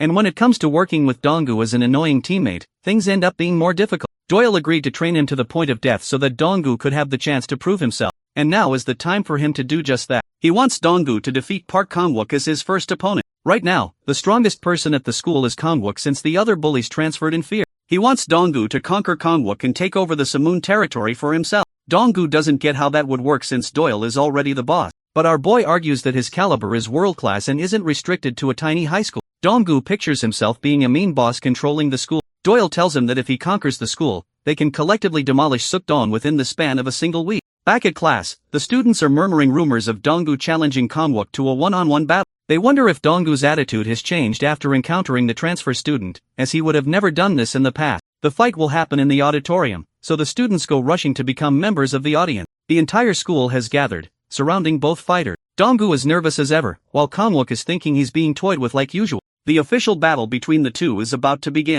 As for Doyle, he has quickly become the poster child responsible for slamming Ji-kyul to the ground. Every single eyewitness confirms this fact to be true. Even though the footage of their fight was erased, they wonder what could have caused Ji-kyul to end up in a wheelchair, and why he retired from operating his gang, even going so far as to assume that the National Federation was responsible in stopping it. Still, it just doesn't add up how a bunch of weaklings from Samoon High School could ever beat the psychopath to this degree. Regardless, there were scumbags ready to betray the 12 nations acting as the weakest link. And this brooding meathead is here to take care of those rats. He confronts a group led by Sang-sik, who betrayed their boss for his own business. Sang-sik orders his men to attack him, but they all get knocked down one after the other like flies. He even grabs one of them and slams a heavy knee to his face. The scene is brutal as this guy isn't even pulling his punches, demolishing his victim. He dashes forth and takes care of the remaining vermin, reaching for Sang-sik and grabbing hold of a hammer. Quivering right where he stands, Sang-sik tries to strike, only to get his face splattered by the full weight of the hammer. Brutal sound of torture reverberates throughout the room. Sang-sik was decimated for betraying the leader of Suk Dong-hae. As for this behemoth, he's ranked second in the gang, known as Jang Chun-sik, who vows to squash Doyle in their eventual encounter. Back to the auditorium, the students are awaiting in anticipation. Doyle is casually enjoying the fight. Donggu's opponent has just knocked the daylights out of him. The underdog is down for the count. Despite taking the heavy hits, Donggu musters the courage to take a stand. His classmates are shocked seeing him getting up after taking such a brutal punch in the face. His opponent was going heavy from the start and left nothing in the tank when it came to destroying him. And yet, Donggu's endurance shines as he still gets up, impressing his peers and adding worry for his opponent. Wiping off the blood from his face, the once cowardly nerd is now standing like a determined warrior ready for round 2. His opponent's expression showed visible worry, so he tried diving in for another punch in an effort to knock Donggu down for good. The powerful hook causes him to falter, but taking a hit like that was nothing new to the beating he received. In an effort to fight back, Donggu threw a punch, but it was a lousy attack, causing his opponent to retaliate with a heavy knee in his abdomen, cursing the kid for being so pathetically weak. Unable to catch a break from that previous attack, Donggu eats yet another heavy blow straight to his face, sending thunder down his body as he crashes across the gym. The scene reminds his friend of a conversation he shared. Donggu talked proudly about being coached by the best fighter he knew, though he had yet to figure out the goals of the ambiguous training Doyle had put him through. It was time to stop relying on Doyle, but his friend suggested that maybe depending on Doyle's strength was a good thing, because that man was born as the monster he was, and normal people like Donggu and him were just commoners. Recalling that conversation, blood trickles down onto the floor as his classmates start to question if Donggu has simply lost his mind for continuing this fight. They start to question if this is really the Donggu they've known all this time, a kid that refuses to stay on the ground.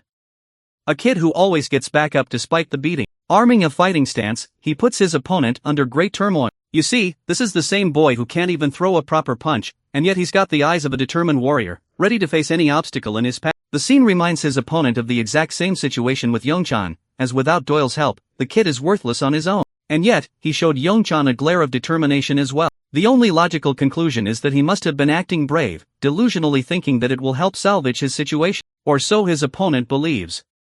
This time he is resolute in putting Donggu down for good, so he lunges forth with incredible speed, aiming to knock his opponent unconscious this time. The heavy speed lunge resulted in a powerful fist hurled against Dong's face, who tried to return the blow but in vain. Donggu ended up eating a kick in the face, making me think his favorite meal is getting beat up. Anyway, the devious kick causes his classmates to worry for him as it sends him flying, knocking him down again. Seeing the fight unfold, Doyle's reactions show no signs of worry or concern. It's almost as if he doesn't care about the outcome of this fight. Well, moments afterwards, Donggu's head was repeatedly bashed to remind him of his position on the ground, his opponent hurling and roaring at him to stay down, cursing his lungs out. Completely deprived of his strength, the man stares down Donggu's beat-up body, treating him as an annoying cockroach who doesn't know his own place. The fight seems to be over as his opponent angrily draws away, shoving past anyone who comes near him. Continuing the conversation between Donggu and his friend, he came to a pause and agreed that Doyle and them were too different. He can never hope to become a monster like Doyle, but that's not what he's after anyway. A loud roar erupts in the gymnasium.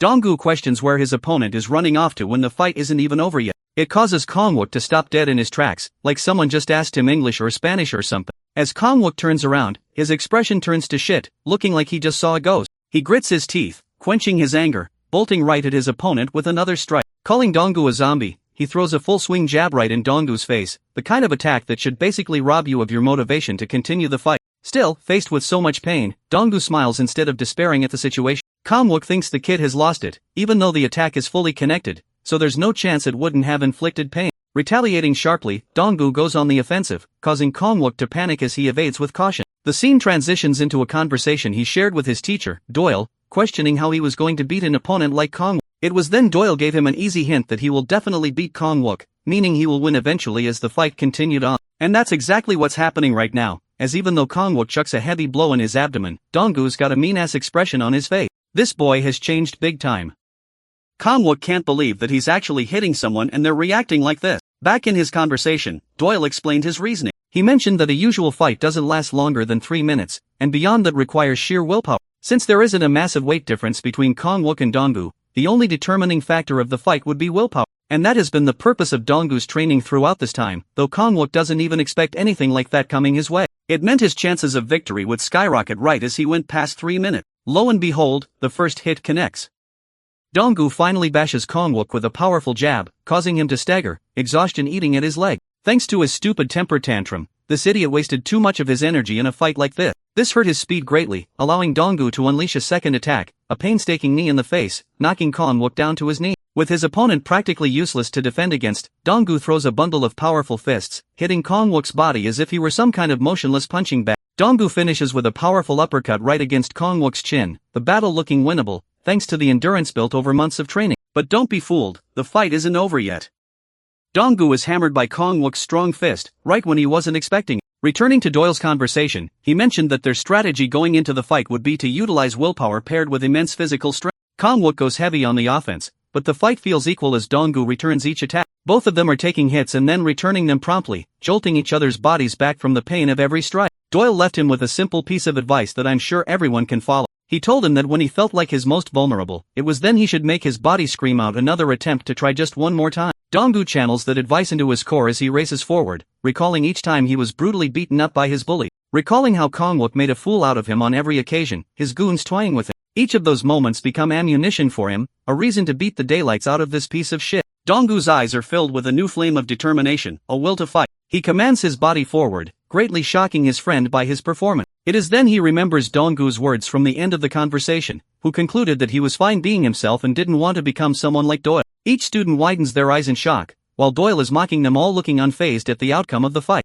Donggu's apocalyptic uppercut just now was him pouring beyond his 100%. At last the fight is over, the battle won. Kangwook is on the ground, while Donggu maintains his stand. His friends come rushing to celebrate the big win, embracing him with love. Donggu is no longer the weak, pathetic underdog anymore. He's the new boss of his high school, and rightfully so. Over to the Russian branch of the Blackhead organization, a secretary has sent all the necessary details to their secret messenger. Focusing back to the scene of the school, Doyle communicates with someone using wireless headphones, surprising Donggu immensely. He's also confused who Doyle is on the phone with, or where they're even headed. Our boy just can't handle this talkative worrywart who bothers him with a ton of questions. As promised, Doyle wants to eradicate the Sukdong gang within a week's time. And here is his first target. Inside the room, a delinquent is busy torturing a nerd like a typical Tuesday in a gang. They're irritated to meet a bunch of intruders popping out of nowhere. Doyle emphasizes that he's going to make true to his promise, and within mere moments, the entire room is filled with bodies on the ground. Their group leader is terrified to meet Doyle's gaze, shocked to find that Samunhai possesses a powerhouse such as. This guy is Jiangsu, boasting the 4th rank among the Sukdong gang. But as usual, Doyle bitch slaps him and his group with his unorthodox fighting style, making excellent use of his surroundings. Trembling on the ground in fear, Jiangsu is met with one terrifying question. It's a choice between life and death, raising the stakes even higher. Doyle tells him to listen carefully to what he's about to ask. The first thing he wants to know about is the gambling site these bastards are running, chasing young people as their demographic. Doyle wants this clown to surrender the evidence and involvement of Jiangsu's men on the newly installed app. At this point, Jiangsu is perplexed how a random guy knows about his website. The second thing Doyle has for him is an order to forward to their boss, Wang Kwok-hui. It's a deadline to meet Doyle and Samunhai and surrender while he still can. He points to Donggu as the boss of Samunhai, demanding Kwok-hui to kneel before the boss of the school, and if he does, there won't be any needless fight. Jiangsu is utterly stumped that Skin Diana Jones over here, who looks like a nerd and weak as shit, is actually the boss of the school. He's even more worried that this guy may be stronger than Doyle, which is hilarious as hell. Donggu stops Doyle to check on what he just heard. Our boy thinks his plan is simple and solid, but perhaps he doesn't know about the kind of man Kwok-hui truly is. He's all kinds of frightening, so saying something like that is like asking for a death wish. Arguing that there's going to be a gang fight, Doyle believes it's going to be Samun against Sukdong. It's pretty simple, actually. So far, each person Doyle defeated caused another one to take their place and pop out of the blue. He's annoyed and doesn't want to take that painstaking route again. Instead, he's looking to annihilate Sukdong in a head-on collision. Donggu is scared shitless to remind him about the insane number of gang members they're gonna have to fend off in Sukdong. He's losing his mind, but Doyle is too busy aura farming and doesn't care about the detail. He turns to Jiangsu, reminding him to bring their leader to him in person. Even Jiangsu lets out a nervous laugh, pointing out the irony of the situation. Normally, people are usually avoiding Kwok-hui like their life depended on it. But here, this man is asking to meet the devil himself in person. It's not surprising why Jiangsu is reacting like this. Cutting to a warehouse in Gimcheon, we get to see one guy taking the piss, literally out of fear. What he sees before him is a monster destroying every human in his path with incredible speed. He's like a ghost with an unmatched speed. The moment this random gang member tries to escape, his life is already cut short as a blade slices his throat. This psychopath merely smiles and bleeds. Jiangsu can't believe that Doyle wants to actually meet this guy, the boss that is known to be violent and unstoppable. This guy is literally throwing hands with everyone, cutting entire groups without breaking a sweat. Unfortunately, Kwok-hui is busy wrapping things up on a business trip, so finding him now would be hard. But Jiangsu promises to inform Doyle of his return back to Seoul. Here's the plot twist. The psychopath we saw just now, the one who was casually dismantling groups on his own, isn't Wang Kwok-hui. In fact, he experiences true fear when Saitama's death fist is aiming right at his face, sending him flying from a single punch and knocking his damn teeth out. Even though I thought the boss was going to be a disheveled psychopath like Yahello, it turns out he's actually dripped out with a suit and a serious man. Back in Seoul, Yahello is being detained on a wheelchair, his life crippled forever, and he receives an unexpected visitor to his cell. As per the usual, Doyle's name is famous thanks to the advertised poster. Chun-sik learns about Doyle's recent dismantling of Suk Donghai's group. He also learns that the real boss is actually Donggu, and that Doyle is nothing more than a subordinate to this guy. Jongsu reports how these guys barged in without notice and ordered to summon their leader with an ultimatum. Jongsu acts tough, stating that he handled the threat and sent the kids right back home. Chunsik rips off the poster, believing that this world has truly gone crazy. His verdict? Just leave them be. After all, Doyle is supposedly the rumored guy who also beat Yahello. Chunsik is more than certain that he's a con artist who falsely advertised his own name. To him, Doyle appears to be some kind of attention-seeking brat going around spreading lies. So in reality, not a single soul will ever believe Yahello lost to him, which also means he might want to do the same to Suk Dongha. Chunsik thinks that these attention-seeking pests are nothing more than insects at the end of the day, who should be ignored and deprived of attention. Back at their school, Doyle is leisurely enjoying himself when Donggu worriedly asks if Kwakui will really show up to their school. He's afraid of the worst if Kwakui does come around, but Doyle is confident they'll be able to overwhelm their gang's leader in one way or another. But Donggu thinks this guy is overestimating his abilities because he knows next to nothing about the Sukdong gang leader. He's meaner than mean, a supposed guy who has far surpassed the limitations of human. A man known to be human, but his strength makes you question whether he truly is or not. Doyle inquires more, causing Donggu to tell him a story regarding a rumor he heard about Kwakui. Apparently, this son of a gun was responsible for beating a bear to death after it escaped from a zoo.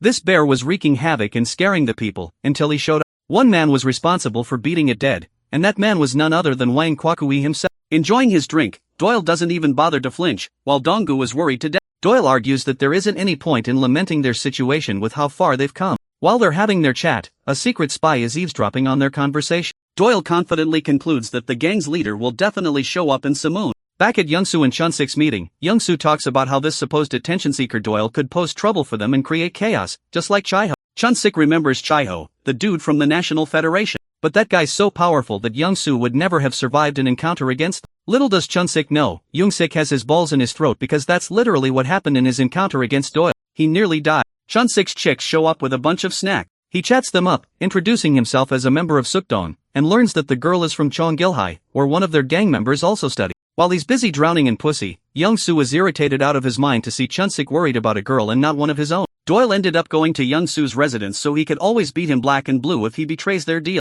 But if he ends up telling Chunsik the truth about the situation and how badly his men were beaten, then he's going to really get killed. Poor Youngsu is losing his damn mind, placed in the middle of a clusterfuck of a situation. That is until one guy comes panting to inform their leader about a huge problem. Sukyuk's workshop has just been hacked, causing Chunsik great shock. And when I tell you what these guys did, Donggu's out here posing with love, disrespectfully clowning on them for getting their information hacked. Chunsik receives a proper message from the school's boss to arrive in Samoon, effective immediately. Jongsu realizes it must be them. Chunsik takes the call and learns that the CO Demon workshop ended up getting robbed. And when he hears Donggu's name, his blood boils as he smashes the phone between his fingers. The scene cuts to Doyle in his typical aura-farming nonchalant Sigma male, I am the protagonist's stride. Stopping before his bike, Doyle senses someone and immediately launches a projectile against the one secretly tailing him. Chunsik is getting pissed as hell because of his own confusion, demanding his subordinate to speak clearly. As if this wasn't enough, someone smashes their door open.